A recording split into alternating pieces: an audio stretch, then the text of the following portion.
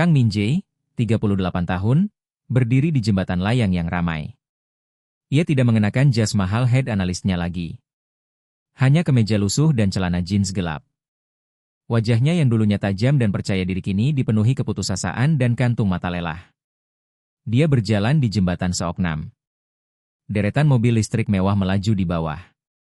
Gedung-gedung pencakar langit Yeouido, pusat keuangan Seoul, tampak dingin dan mengintimidasi. Min Jae berdiri di bayangan tiang beton jembatan, jauh dari pandangan publik. Ia baru saja menyelesaikan penjualan aset terakhirnya, apartemen kecil di pinggiran kota. Uang itu hampir tidak cukup untuk melunasi utang keluarga. 2 hari lalu, ayahnya, Kang Dae-ho, meninggal dunia. Stres finansial telah memakan korban. Min Jae meremas ponselnya. Layar retak menampilkan pesan suara dari ibunya, Hye-jin, yang ia putar berulang-ulang. Min Jae, ayahmu sudah pergi. Kenapa kau hanya peduli pada angka-angka besar di pasar global dan melupakan kami? Itu semua sia-sia. Min Jae merasa ia telah mengkhianati dirinya sendiri. Ia tahu formula untuk kekayaan global, tetapi gagal menerapkan formula untuk kebahagiaan pribadinya. Ia adalah manusia yang buta. Min Jae melangkah, melintasi penyeberangan zebra, matanya kosong. Ia tidak melihat lampu lalu lintas yang berubah merah. Suara, klakson truk kontainer Global Logistics yang memekakan telinga. Truk itu melaju kencang, siluetnya membesar. Min Jae tidak bereaksi.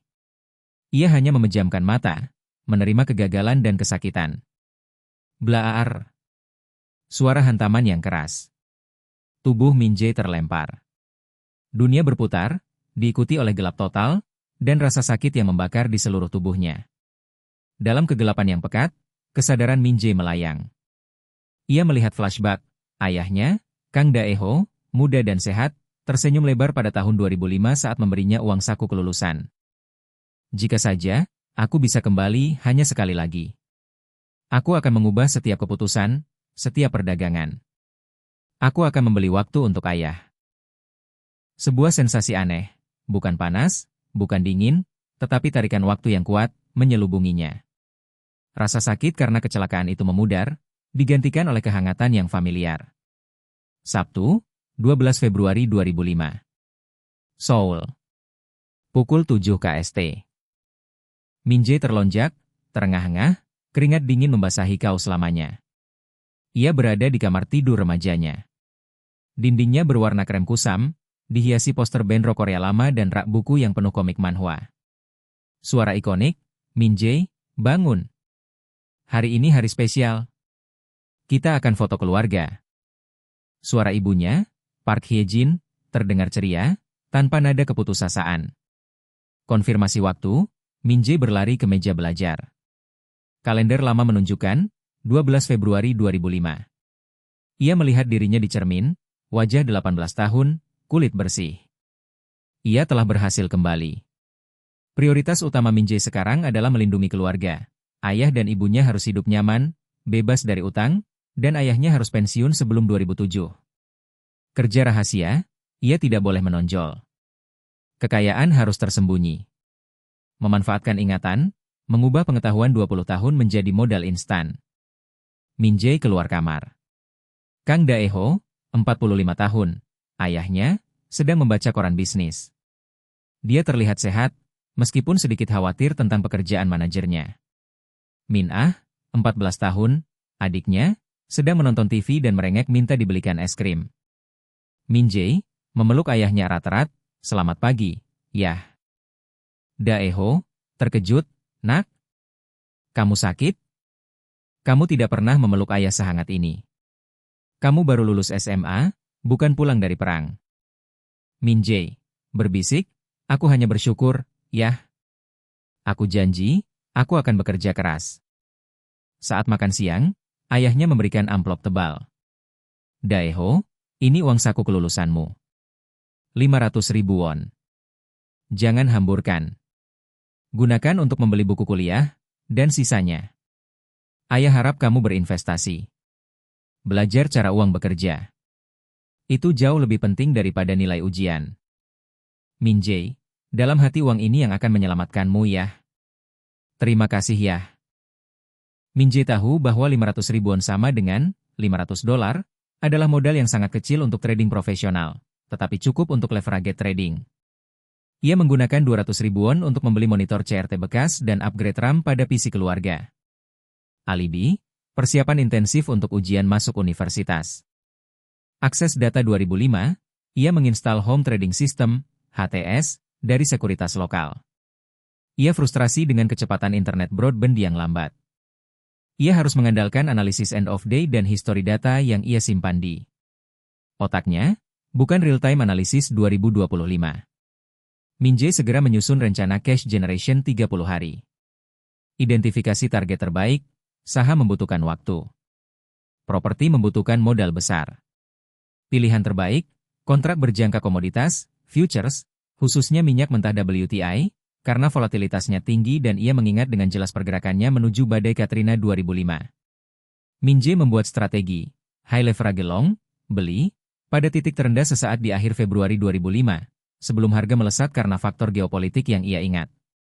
Sebagai siswa SMA, Min Jae tidak bisa berdagang futures secara legal dan besar-besaran. Ia butuh agen eksekusi yang berlisensi, ambisius, dan mudah dikendalikan. Selasa, 15 Februari 2005. Yeo Wido. Kedai kopi pinggir jalan. Min Jae mendekati Ji-hun saat ia sedang merokok. Min Jae, Tuan Kim Ji-hun? Saya Kang Min Jae. Saya ingin menjadi klien Anda. Ji-hun, meniup asap rokok, klien?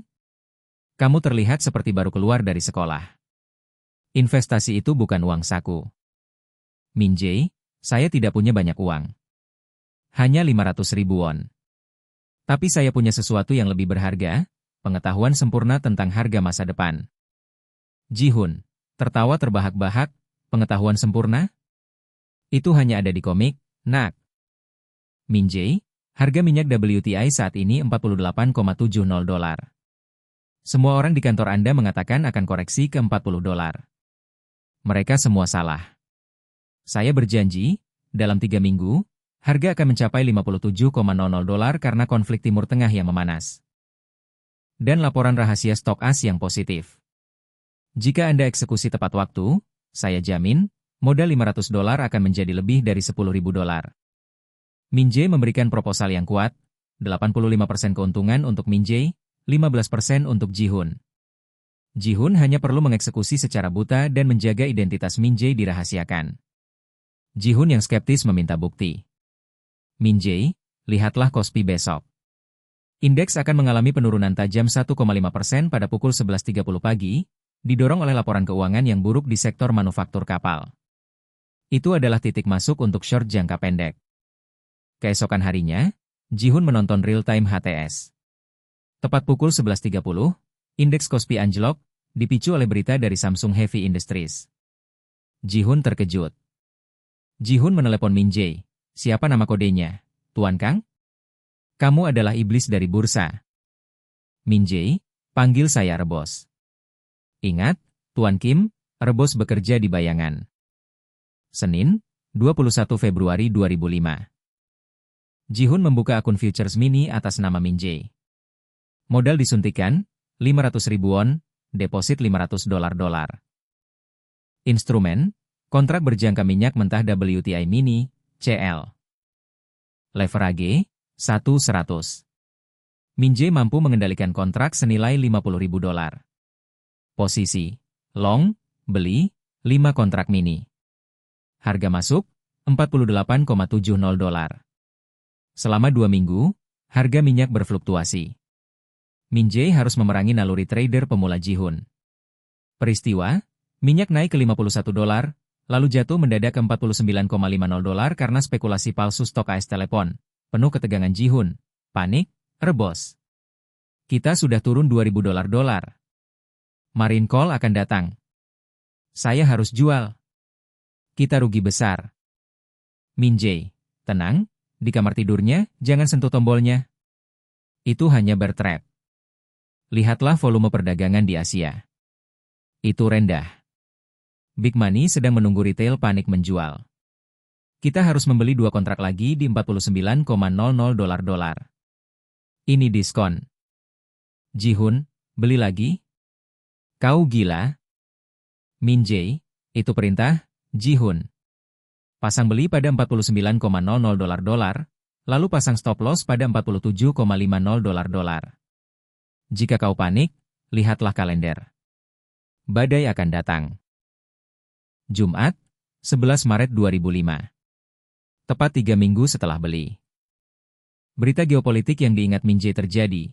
Fasilitas pengeboran utama AS di Teluk Meksiko dilanda cuaca buruk, diperparah oleh konflik baru di Irak. Visual HTS, grafik minyak WTI melonjak tegak lurus. 52 dolar. 54 dolar. 56 dolar eksekusi. Min Jae memerintahkan Ji-hun menjual pada batas atas yang telah ia tetapkan. Min Jae, jual semua kontrak pada 57,00 dolar tepat. Jangan serakah. Jangan tunggu 58,00 dolar. Hasil akhir perdagangan minyak, modal awal, 500 dolar keuntungan kotor, 11,500 dolar keuntungan bersih erebos, 85% sedih 9,775 dolar reaksi Ji-hun. Ji-hun terduduk di kursinya, tidak percaya. Di mejanya kini ada tumpukan uang tunai yang jauh lebih besar daripada gajinya sebulan. Ia telah mendapatkan 1,725 dolar hanya dari komisi. Ji-hun, erebos? Kau bukan manusia. Kau benar-benar dewa. Aku akan melakukan apapun yang kau perintahkan. Total modal erebos, Maret 2005 sedih aprox 10,000 Min Jae segera mengamankan dana tersebut. Dana darurat keluarga, Min Jae memindahkan 4.000 dolar ke rekening tabungan terpisah atas nama ayahnya, tanpa sepengetahuan ayahnya. Ini adalah safety buffer pertama investasi saham jangka panjang. Fase 2 sedih Min Jae mengalokasikan 4.000 dolar untuk membeli saham-saham value di Korea NCSoft. Pembelian besar, menunggu ledakan mobile gaming Naver. Pembelian besar, menunggu revolusi smartphone, iPhone rilis 2007, modal futures bersih, 2.000 dolar. Disimpan di akun Ji-hun untuk cash flow bulanan. Min Jae menggunakan sebagian kecil keuntungannya untuk memalsukan surat ban yang menyatakan bahwa KPR kecil keluarga mereka telah dilunasi oleh dana amal. Momen haru, ayahnya membaca surat itu dan menangis. Stres berat 20 tahun terangkat dari bahunya. Min Jae, yang menyaksikan dari balik pintu, merasakan kepuasan yang luar biasa. Ia berhasil membeli kebahagiaan ayahnya. Min Jae kembali ke kamarnya, menatap grafik saham. Ia menulis di buku hariannya Maret 2005, target jangka menengah, 5 juta dolar USD sebelum Maret 2008.